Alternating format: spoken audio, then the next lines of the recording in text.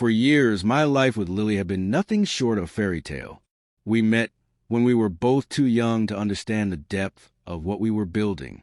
Back then, love felt like an effortless dance, slow, steady, full of light-hearted moments that made the world feel like it was ours for taking. I was enchanted by her laugh, the way she would tilt her head when she was deep in thought, and the way she always knew how to make me feel like I was the only one in the room. But somewhere along the way, things began to change. Little cracks started to form in the perfect image we'd painted. It wasn't anything big at first, just small things I'd brush off. The way she'd take longer than usual to reply to my texts, the subtle shift in the way she looked at me when we talked, the longer hours she was spending at work. I wanted to ignore them, convince myself that everything was fine. I loved her, and she loved me. Or at least, I thought she did. Then one night, the silence between us became unbearable. We were sitting at the kitchen table, our dinner half finished, and for a moment, I thought we were just going to fall back into our usual rhythm. But Lily's eyes, those eyes that used to shine with warmth, were cold and distant. She took a deep breath, exhaled slowly, and said the words I never saw coming. "You'll never find anyone better than me." Her voice was steady, almost casual, but the weight of those words hit me like a bolt of lightning. Something in the air shifted so subtle, so dangerous that I could almost taste the tension. And in that moment, I knew my life was about to change forever. Her words hung in the air like a thick, suffocating fog, and for a moment I couldn't even breathe. I stared at her, trying to make sense of what she had just said. Was it a joke? A cruel, twisted joke? But her expression, her eyes, told me it wasn't. There was no hint of humor, no glimmer of regret. It was as if she was daring me to challenge her, to argue, to beg for her to take it back. But I didn't. I couldn't. I swallowed hard, the lump in my throat growing heavier with each passing second. The woman I had shared my life with, the woman I had trusted more than anyone, was telling me that not only had she been unfaithful, but that I was somehow beneath her, that I would never find anyone who could match her in any way.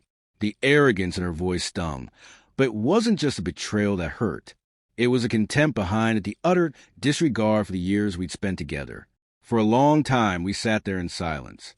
The hum of the refrigerator in the background seemed too loud, like it was mocking me, reminding me that life would go on, even if everything I had known was now crumbling apart.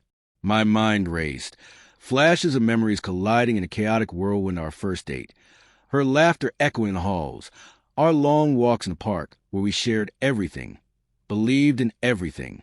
But now all of it felt like a lie. I tried to speak, to ask her why, to demand answers, but nothing came out. How do you confront someone who's been so coldly distant, who has already moved on, emotionally at least, before even telling you the truth? The words felt foreign, stuck somewhere deep inside me, and all I could manage was a dry, hoarse whisper. "Who?" She didn't hesitate. "It doesn't matter. He's just someone who understands me." There it was, the validation she'd been seeking, the reason she had strayed. I could feel my heart shattering, piece by piece, with every word she said. She wasn't even ashamed. She spoke as though she were entitled to this affair, as though I should be grateful that she had spared me the truth for so long. For the first time in our marriage, I felt completely alone. And the worst part, I didn't know how to react. Anger, disbelief, sadness, they all crashed over me in waves, but none of them seemed to matter. I couldn't fight this. I couldn't change what had already happened. What was I supposed to do now? I stared at her, searching her face for some hint of the woman I had loved, the woman who had once made me feel like I was everything to her. But there was nothing. Her eyes were empty, as if the person I had known had already checked out long before the truth came to light. Her lips curled into a faint, almost pitying smile as she watched me struggle. "You're a good man, but let's be real. You'll never find someone better than me. No one will ever love you the way I did." Her words stung, but they also awakened something in me. I couldn't tell if it was anger or resignation, but something inside me snapped. How dare she? How dare she say that? After everything, after the years of loyalty and trust, she was the one who had betrayed us both. "Don't," I said, finally finding my voice. "Don't tell me what I can or can't find. Don't tell me what I deserve. You've lost that right. Her smirk faltered for the briefest of moments. She wasn't expecting this. She wasn't expecting me to stand up, to look her in the eye, and say the words that felt so foreign on my tongue. I don't need you to define my worth. I continued, my voice growing steadier. You made your choice, Lily, and I'll make mine. I stood up, my chair scraping against the floor. I could feel the blood rushing to my head, the adrenaline kicking in as the reality of the situation hit me. I didn't have to stay here. I didn't have to beg for her love. I didn't have to prove anything to her. As I walked toward the door, she didn't stop me. She didn't beg me to stay, didn't apologize. She just watched me leave, her expression unreadable. But I knew this was a moment, the moment when everything changed. And I was ready to let go. The days that followed were a blur. Everything felt like it was happening in slow motion. I was going through the motions, eating, sleeping, working, but it felt like I was merely existing. The house that had once been filled with laughter and love now felt empty. Her absence was suffocating, but so was her presence in the space. Every corner reminded me of the life we had shared. Every room a symbol of everything I had lost. I spent the first few days in a haze, staring at the walls, numb and hollowed out. I didn't know where to begin, what to do.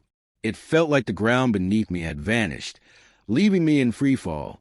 For the first time in years, I was alone, truly alone, and the weight of it nearly crushed me. But then something shifted. Slowly, almost imperceptibly at first. I had to take a step back, to stop seeing myself as a man she had left behind. I had been that person for so long, the one who believed in love without question, who trusted without hesitation. And where had it gotten me? Betrayed, taken for granted. It had become painfully clear that I couldn't keep clinging to a love that no longer existed, a relationship that had been built on sand. I took a long walk one morning, just to clear my head. The sun was breaking through the clouds, casting long shadows across the empty streets. And for the first time in what felt like forever, I noticed the world around me, the scent of fresh rain in the air, the sound of birds chirping in the distance. I had forgotten how beautiful everything could be when I wasn't trapped in the fog of heartbreak. That's when it hit me. I had let her define me for so long. I had let her words, her actions, her expectations dictate how I saw myself. But I wasn't a man who had been left behind. I wasn't the one who had failed. She had failed us. The anger was still there, simmering beneath the surface. But it wasn't the kind of anger that made me want to lash out. It was a kind of anger that fueled something deeper sense of clarity, a realization that I deserved more. I deserved respect. I deserved honesty. I deserved love that wasn't conditional or fleeting. I started doing things for myself, things I hadn't done in years. I picked up my guitar again, something I had abandoned when life got busy, and I played until my fingers hurt. I called friends I hadn't seen in ages, laughing at jokes we'd forgotten, reconnecting with people who had always been there but whom I had neglected. I began to exercise, to eat better, to take care of my body in ways I had long ignored. It wasn't about trying to get back at her. It was about reclaiming my life, my worth. By the time the weekend came, I had made a decision. I didn't need her to complete me. I didn't need her to define what love was. I could love myself, respect myself, and build the life I want on my own terms. That was a turning point. The moment I realized that the power to heal was in my hands. No longer would I be the man who crumbled under someone else's betrayal. I was ready to rise from the ashes, to find my strength again. And the best part? I was no longer afraid of what came next. It had been a week since I had begun to find my footing again, but the hardest part was yet to come. I knew she'd reach out eventually. Lily always did when she wanted something. But I had no intention of being her safety net anymore.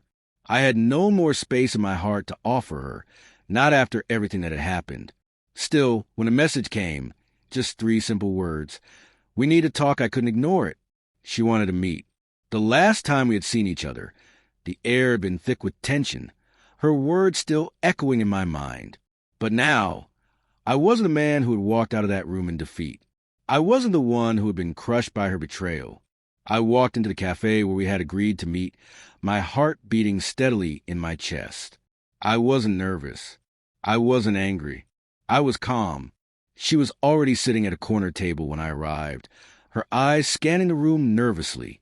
As soon as she saw me, her face softened, but it wasn't the warmth I had once known. This was something else, something guarded, uncertain. She was used to controlling the situation, used to having the upper hand. But not this time. She stood as I approached, her movement stiff. "I'm glad you came," she said, but there was no real emotion behind it. It was more of a formality, a way to start the conversation. I sat down without responding. Her smile faded as she sat opposite me, her eyes searching mine, perhaps looking for some sign of weakness, some hint of the man who had once been desperate to save their marriage. "Look," she began, her voice soft, but I could hear the tension in it. "I know I messed up. I'm not proud of what I did, and I've been thinking a lot about it. I was wrong. I hurt you, and I don't want to lose you. Can we work through this?" Her words were like a broken record. She had said it all before. She was sorry. She wanted forgiveness. But there was no remorse in her eyes, just desperation. She wasn't apologizing because she truly understood the gravity of her betrayal. She was apologizing because she was starting to realize that I wasn't going to come running back. I leaned forward, looking at her with a steady gaze, not a hint of emotion on my face. "You've had your chances, Lily," I said, my voice low but firm. "You said I'd never find anyone better than you. Maybe that's true, but it doesn't matter anymore. Because it's not about finding someone better. It's about knowing what I deserve. And I deserve more than this." She flinched at my words, her face paling slightly. "I didn't mean to hurt you," she whispered, but there was no conviction in her voice. It was the same tired apology I had heard 1,000 times before. "No," I replied, cutting her off. "You didn't mean to hurt me. But you did. And I can't keep forgiving you for that. I can't keep pretending like nothing happened when everything has changed." There was a long silence between us. I could see the panic starting to take hold of her. She wasn't used to me being so certain, so unapologetically strong. She wasn't used to seeing me stand up for myself, for my needs. I wasn't a man who would beg her to stay anymore. I wasn't a man who would convince myself that we could fix it. The shock on her face deepened as I stood up to leave, the finality of my decision sinking in. I had no more words for her. I had said everything I needed to say. As I turned to walk away, I could hear her call my name softly, but I didn't turn back. I didn't need to. This was the moment I had been waiting for. I wasn't the one who had failed this marriage. She was, and now I was free. As I walked away from the cafe, something inside me shifted, something I hadn't expected. It wasn't relief. Not entirely. It wasn't joy either. It was clarity. For the first time since Lily's betrayal, I could breathe without the weight of the past pressing down on me. Her words, "You'll never find anyone better than me," no longer stung. They had lost their power. I realized that I wasn't walking away from the woman I had loved. I wasn't abandoning the life we had built. I was walking away from the fear that had once controlled me. The fear of being alone, of not being enough, of thinking I couldn't survive without her. I had spent so long defining myself by our relationship, by what she thought of me, that I had forgotten who I was without her. I had forgotten what it felt like to be whole on my own. Now I knew I was enough. I had always been enough. And the truth was, I didn't need her approval. I didn't need her to tell me I was worthy. I had finally discovered that my worth came from within, not from anyone else. And in that moment, I realized that walking away wasn't defeat. It was victory. Looking back, I realized that the hardest part wasn't letting go of Lily. It was letting go of the version of myself that had clung to the belief that I wasn't enough. For so long, I had let my identity be shaped by someone else's love, their validation. And in doing so, I had forgotten the most important truth, that I was whole, worthy, and strong long before I ever met her. Now, as I stand on my own, the world feels different. It's brighter, more open, and full of possibilities. The pain hasn't disappeared, but it's no longer a weight I carry. It's a lesson I've learned the hard way, but one that I will carry with me, knowing that I am enough, with or without anyone else. I don't know what the future holds. I don't know if I'll ever love like I did before. But I do know this. I am no longer defined by my past or by someone else's betrayal. I reclaim my life, and that, in itself, is more than I could have ever hoped for. I'm ready for whatever comes next. And this time, I'm doing for me.